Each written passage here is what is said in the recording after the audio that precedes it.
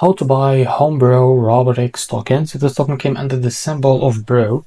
Now before we start, this is not financial advice. I'm not professional or economic expert. So before investing in any project that you found on my channel, please do your own research, and also there is a referral code down in the description.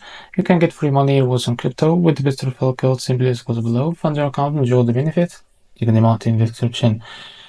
Now, before going on by this token, make sure to check the REFERRAL account and keep following the updates about this token. As you can see, this token is available on MEXC. To be able to buy this token, click here to copy the token address, and remember this token address is under the Solana network. Now open your Bitcoin wallet for that.